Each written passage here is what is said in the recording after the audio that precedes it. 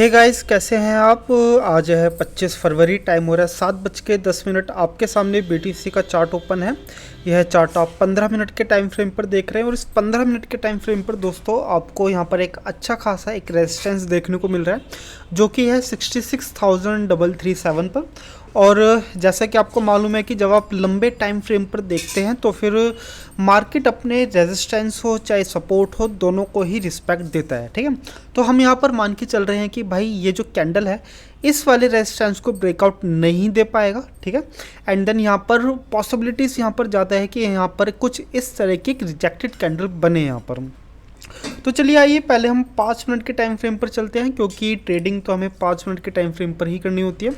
देखिए इस 5 मिनट के टाइम फ्रेम पर दोस्तों आपको यहाँ पर एक कंसोलिडेशन भी आपको देखने को मिल रही है। ठीक है, अगर आप प्रीवियस कैंडल को अगर आप देखेंगे तो इसमें आपको कुछ खास स्ट्रेंथ नहीं देखने को मिल रही है और पॉसिबिलिटीज़ यहाँ पर बहुत ज़्यादा हाई है कि यहाँ पर एक रिजेक्टेड कैंडल मिले या फिर आपको कुछ इस तरह की आपको एक स्पाइक देखने को मिले। ठीक है, तो ऐसे में हम यहाँ पर ट्रेड एग्जीक्यूट नहीं कर सकते।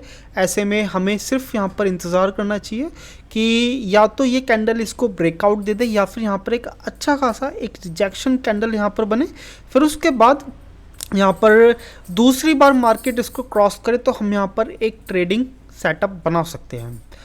तो यहाँ पर कुछ ज़्यादा ऐसे खास बताने वाला है नहीं। और अगर मैं आपसे सपोर्ट की बात करूँ तो एक सपोर्ट यहाँ पर भी है। ठीक है, तो आप मान के चलिए कि ये मार्केट कुछ इस तरह से यहाँ तक तो फॉल नहीं करने वाला।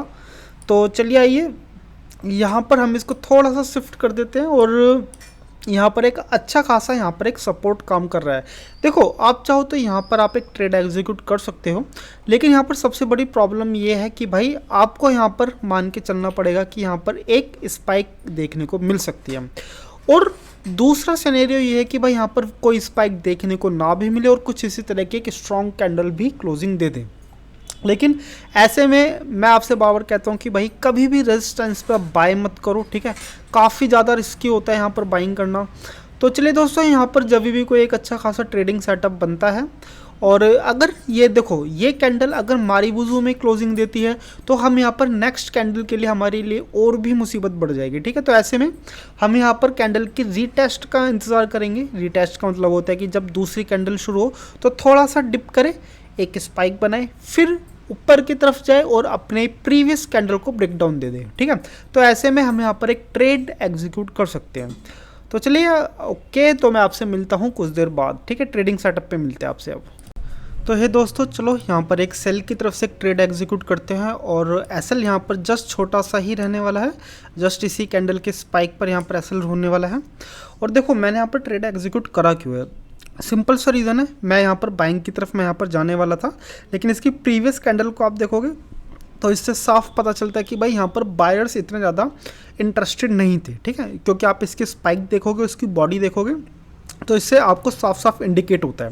लेकिन जस्ट इसके बाद ही कुछ इस तरह से इतनी बड़ी कैंडल बन जाती है जो कि सही नहीं है। ठीक है, क्योंकि अगर आप यहाँ पर ट्रेड ले ही नहीं सकते भाई। ठीक है, क्योंकि आप ट्रेड लोगे आप प्रीवियस कैंडल के बेसिस पे ही आप ट्रेड एग्जीक्यूट करते हो।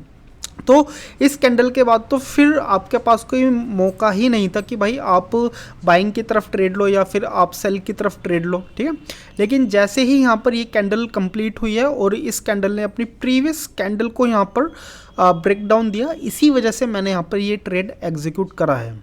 और एसएल जस्ट मैंने पास ही रखा हुआ है, सिर्फ $509 का ही यहाँ पर एसएल है। और अगर यहाँ पर ये चीज़ अगर यहाँ पर कैंडल सरवाइव कर पाती है तो फिर हम यहाँ पर कोशिश करेंगे कि अपना जो प्रॉफिट मार्जिन कुछ ना कुछ बुक करें। और हो सके तो अगर ये ट्रेड मैं न्यूट्रल भी कर दूँ तो उसमें भी मैं काफ़ी खुश हूँ, क्योंकि मेरा जो पहला एम होता है वो होता है अपने कैपिटल को सेव करना। ठीक है, एंड देन अगर मैं अपने एग्जिट पॉइंट की बात करूं तो इतनी बड़ी कैंडल बन जाने के बाद मुझे एग्जिट पॉइंट करीबन नहीं तो यहाँ पर तो चाहिए ही। ठीक है, तो फिर जस्ट आप इस ट्रेड को देखिए, मैं आपको कुछ चीज़ें बाद में मैं आपको बताता हूँ, आप देखिए इस ट्रेड को।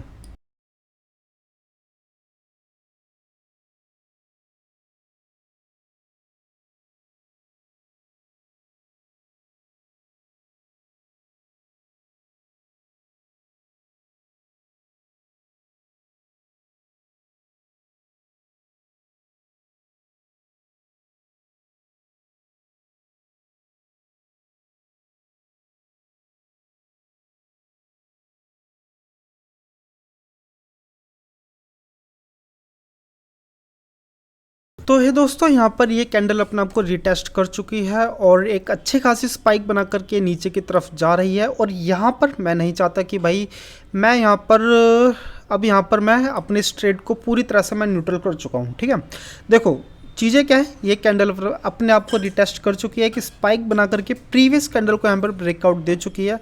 अब इस कैंडल को ऊपर की तरफ नहीं जाना चाहिए। अगर यहाँ पर ये कैंडल फिर से ऊपर की तरफ जाती है तो फिर आपका एसएल कटना 110% आपका सुनिश्चित है। तो आप कैंडल के बिहेवियर पैटर्न को समझिए और अगर आपके पास प्रॉफिटेबल होने का मौका है तो आपको प्रॉफिटेबल ज़रूर होना चाहिए। ठीक है, तो जस्ट इस कैंडल पे मैंने यहाँ पर ज़्यादा नहीं, सिर्फ $82 मैंने यहाँ पे रिजर्व करे हैं। और अब यहाँ से क्या हो कि एक ऊपर की तरफ स्पाइक आए और हिट हो जाए, भाई 2 पैसे का फ़र्क नहीं पड़ता। ठीक है, क्योंकि मैंने यहाँ पर अपना कैपिटल सेव कर चुका हूँ और मैंने यहाँ पर अपने कैपिटल से एक्स्ट्रा सिर्फ $82 मैंने यहाँ पर रिजर्व कर भी लिया है। ठीक है, अब जैसे कि आप यहाँ पर देख रहे हो भाई स्पाइक आ गई और यहाँ पर मेरा स्टॉप लॉट हिट हो गया। ठीक है, तो कुछ इसी तरह से ही आपको ट्रेडिंग यहाँ पर करनी होती है। ठीक है, क्योंकि देखो कैंडल अपने आप को सिर्फ एक बार ही रिटेस्ट करती है। अगर वो बार बार ऊपर और नीचे की तरफ फ्लक्चुएट हो रही है तो फिर वो कैंडल कहीं पे भी नहीं जाने वाली। तो फिर आज के इस ट्रेड के अंदर मुझे करीबन $82 मुझे यहाँ पर मिले हैं। मेरा जो टारगेट था वो था करीबन यहाँ तक मार्केट जाए तो अच्छा होता। चलिए कोई बात नहीं, आप बताइए आपको वीडियो कैसी लग रही है, कमेंट कीजिए। और अगर आपने यहाँ तक वीडियो देखी है तो आपके लिए बहुत बहुत साधुवाद। चलिए मिलते हैं कल आपसे अब।